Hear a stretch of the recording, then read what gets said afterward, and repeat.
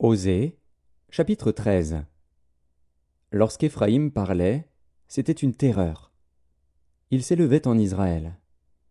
Mais il s'est rendu coupable par Baal, et il est mort. Maintenant ils continuent à pécher, ils se font avec leur argent des images en fonte, des idoles de leur invention. Toutes sont l'œuvre des artisans. On dit à leur sujet que ceux qui sacrifient baisent les veaux. C'est pourquoi ils seront comme la nuée du matin, comme la rosée qui bientôt se dissipe, comme la balle emportée par le vent hors de l'air, comme la fumée qui sort d'une fenêtre.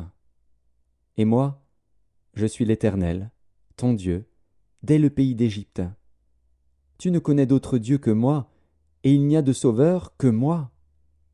Je t'ai connu dans le désert, dans une terre aride. Ils se sont rassasiés dans leur pâturage. Ils se sont rassasiés, et leur cœur s'est enflé. C'est pourquoi ils m'ont oublié.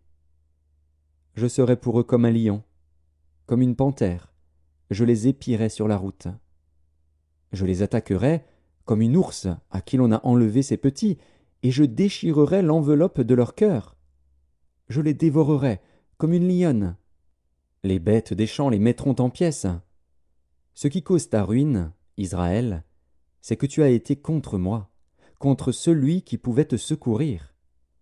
Où donc est ton roi? Qu'il te délivre dans toutes tes villes. Où sont tes juges, au sujet desquels tu disais « Donne-moi un roi et des princes » ?